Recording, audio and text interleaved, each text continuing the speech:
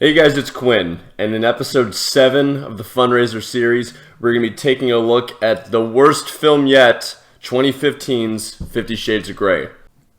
Clocking in at a brutal 2 hours and 9 minutes long, 50 Shades of Grey stars Jamie Dornan as Christian Grey, a young billionaire, and Dakota Johnson as Anastasia Steele, a boring English literature college student in a movie ostensibly about sex, but I have to tell you, that was false advertising. Much can be said about the story, and I'll get into all of this in gratuitous detail in a second, but I do want to go over these two actors. I'll be upfront. I thought these two acted well in this film. Their emotions were believable, they made the script work even though the lines were trash. And, Christ, Jamie Dornan looked like Captain America out there, so, good for him. The acting in general was pretty good in this film. And thus ends the positive part of this review. I was actually offended watching this film. And no, I'm not some purist, but it's because of how the Anastasia Steele character was written. Her character, especially in the opening scene, but throughout the film, was so unlikable, so pitiful, that it's actually ridiculous. I've never done this before, but I took a note card and then wrote down every line that I thought was stupid, and by the 10 fucking minute mark, I had filled up both sides. Let me paint a picture for you. The film starts with Steele's roommate asking Steele to do her a solid and cover for an interview that she has to do with Christian Grey. You know what the third line is out of her mouth in reference to whether or not she can handle the gig? She tells her roommate, "Don't worry, I have a GPS and a 4.0 GPA. Could you imagine living with someone who's that big of a smartass? No, you couldn't, because you stopped talking to those people in middle school.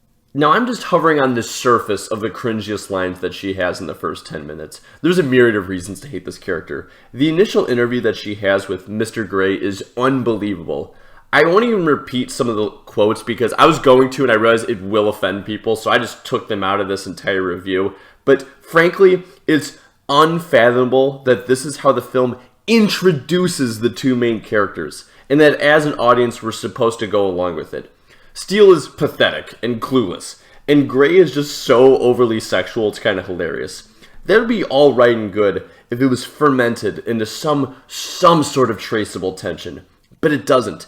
So you have viewers like me who end up just resenting the main characters and never have their minds sufficiently altered by future actions of the characters. Speaking of future actions, the plot. Now, I usually can give some sort of summary, but there is no plot in this film. It's two characters playing cat and mouse sexually, but unlike Tom and Jerry, the cat just has the mouse the entire film, like literally since the film starts. So there's no interest as to what will happen because the entire film is just the writers stirring up new reasons for the two characters to have sex. In that regard, this film has the character development of a porno without any of the action. And that's what truly mind-boggles me about this film. What is the point of watching this movie? Look, I understand I'm not the target audience by any stretch for this film.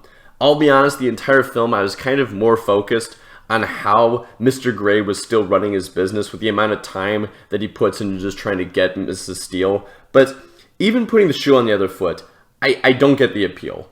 Let me try to put this in a delicate fashion. Do you remember the Patriots-Rams Super Bowl game a few years ago where only a few points were scored the entire time? Sure, a Super Bowl was played. Sure, a few points were scored along the way. But God, near the end, did you really even care that they were going for one last field goal? That was the sexual tension in this film in a nutshell. It was non-existent. This film grossed almost $600 million worldwide. And for what? 2 hours of lip biting and pencil dragging? I don't even think you could convince a bunch of middle school teenage boys to watch. All I know is this. If you ever want to win an argument for why something should never be translated to the big screen, you have a modern example right here. This video is sponsored by a resident of LA, California. This channel is committed to giving every American an equal opportunity in this country, which is why all proceeds will be donated to the NAACP Legal Defense Fund. If you're interested in sponsoring a future review video, please feel free to fill out the poll in the description below. Thank you for watching, and remember, black, white, left, and right, we're all in this together. I'll see you guys next time. Ciao.